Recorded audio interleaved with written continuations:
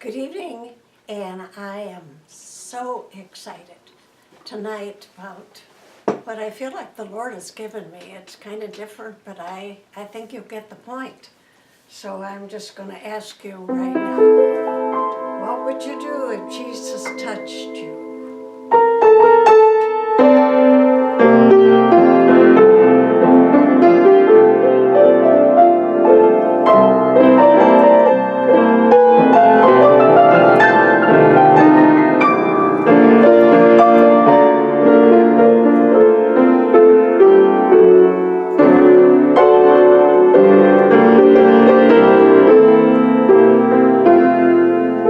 He touched me.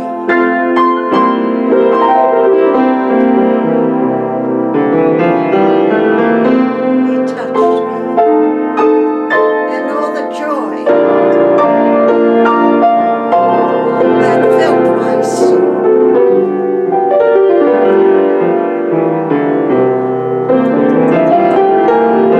Something happened.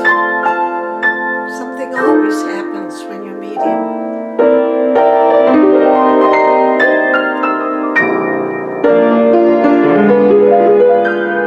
He touched me.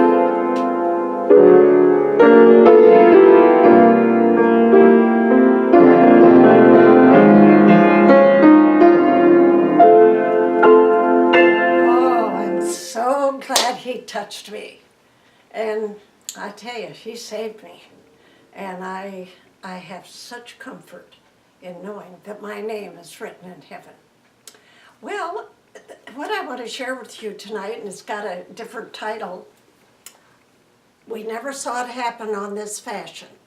Well, what's the fashion? Let me ask this question.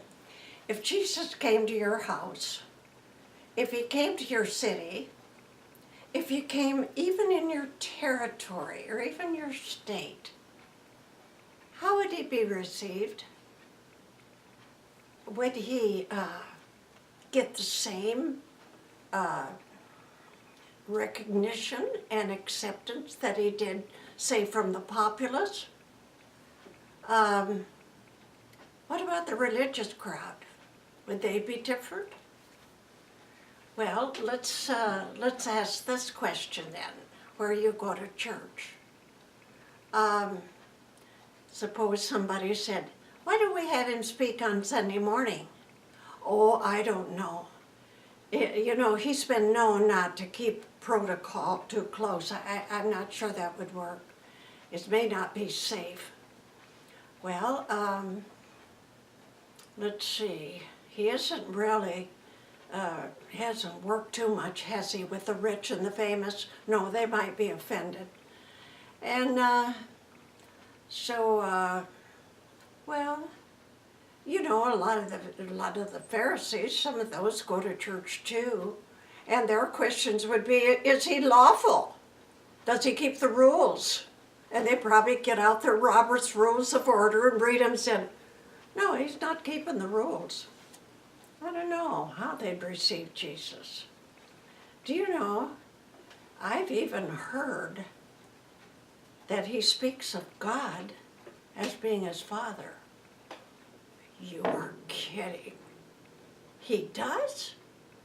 Well, you know, my goodness, that could get him killed. You know, I don't think they'd be much different today than they were a long time ago. No, I think we'd probably have to check out his sermons first. Well, anyway, let's see. Can we pick out some place? What's he doing? What does he do every day? Well, the people bring sick people. They bring people, he's really known a lot for his healing.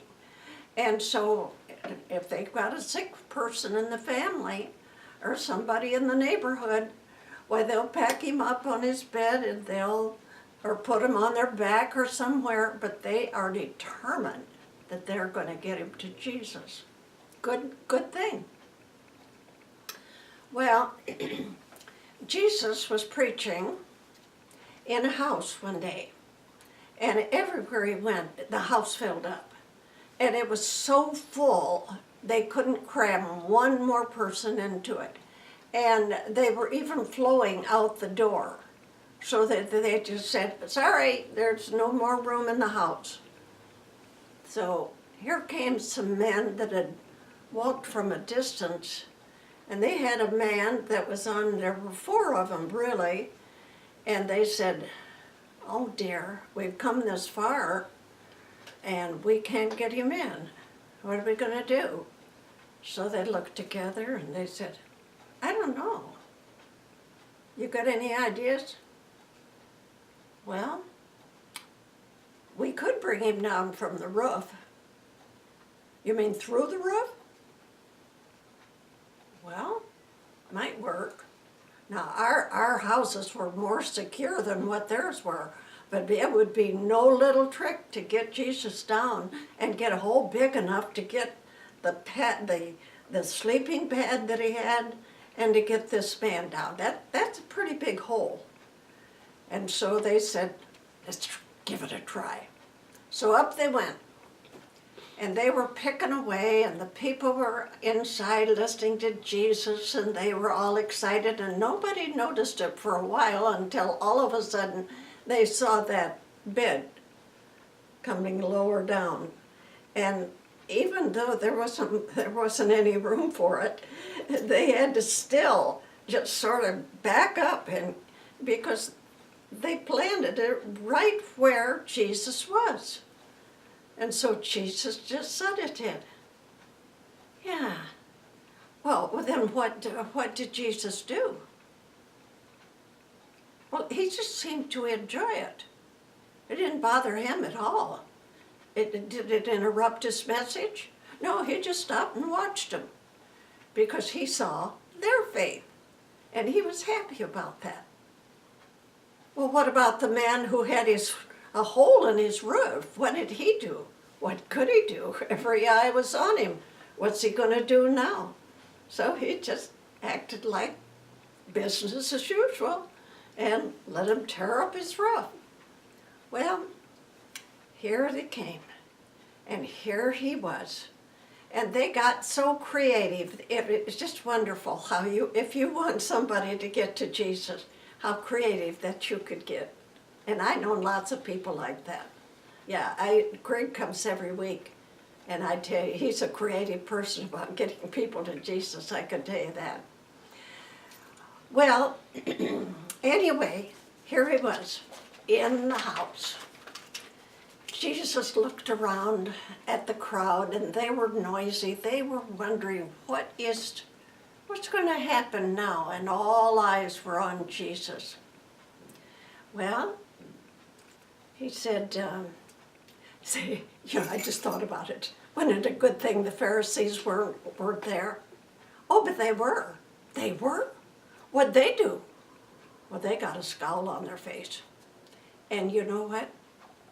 Jesus just looked over and knew exactly what they were thinking. And he turned away from them and turned right to the man.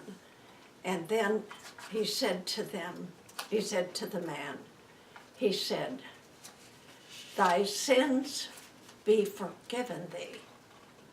Didn't he come to get healing? Yeah, that's the second thing he said. Take up your bed and walk. And they never even heard.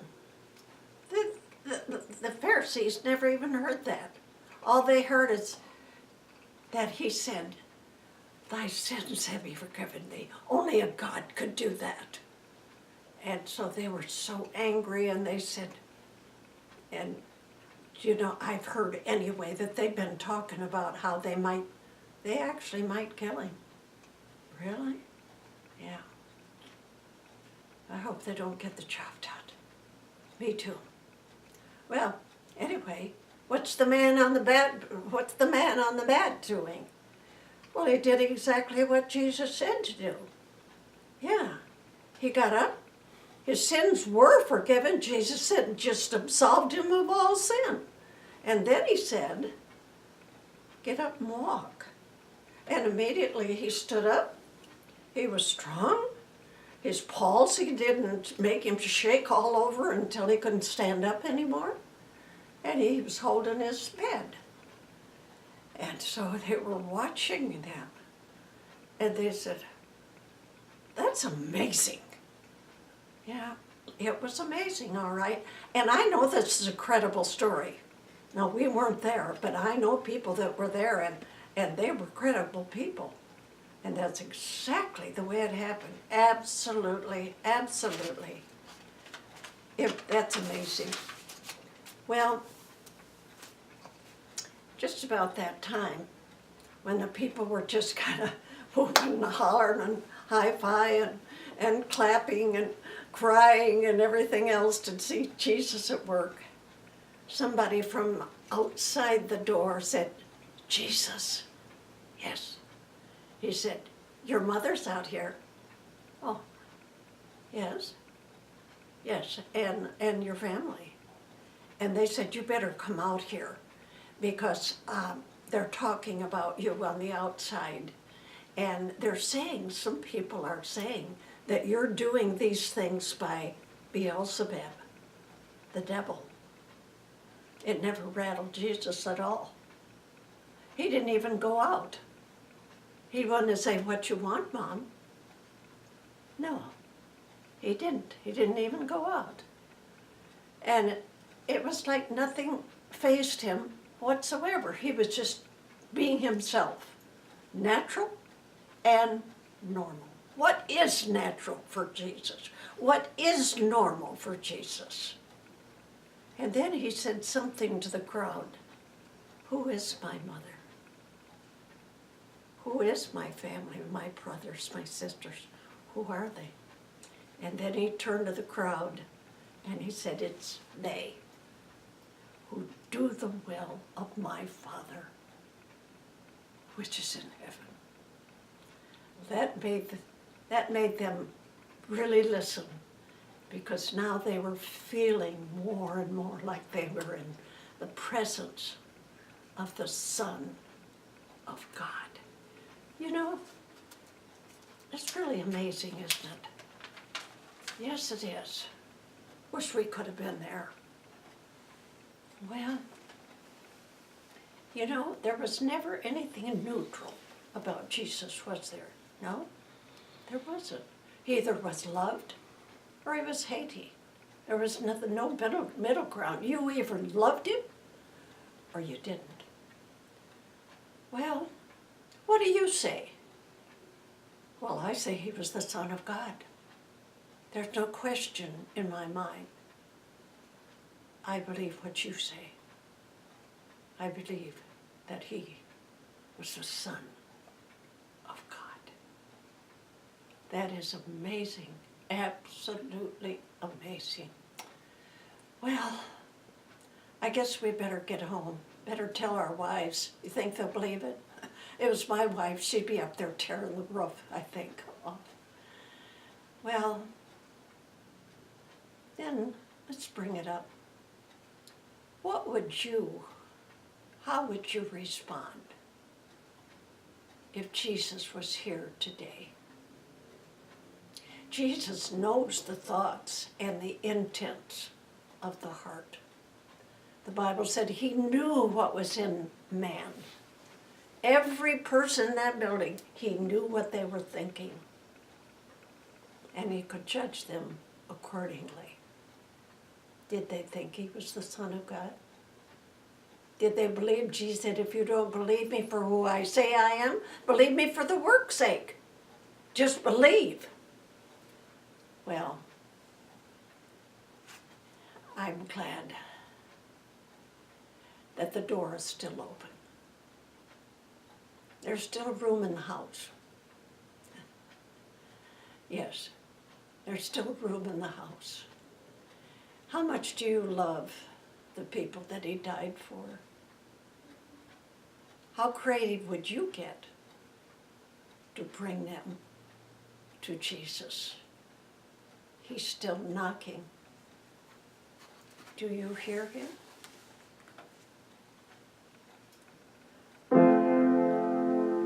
Come every soul. By my sin oppressed, there's mercy.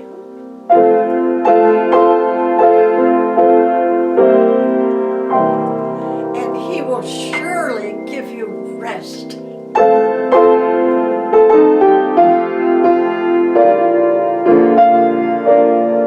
By trusting in his word.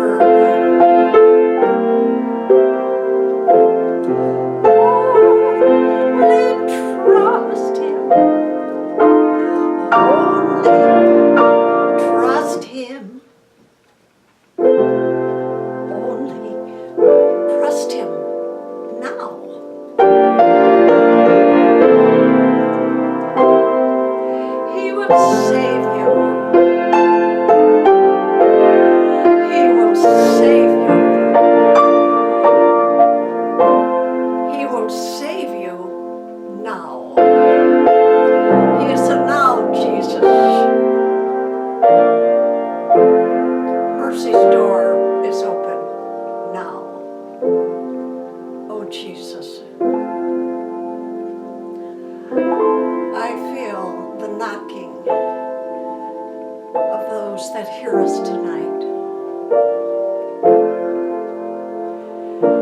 Yes, the Holy Spirit is so loving and so patient and waits for that moment.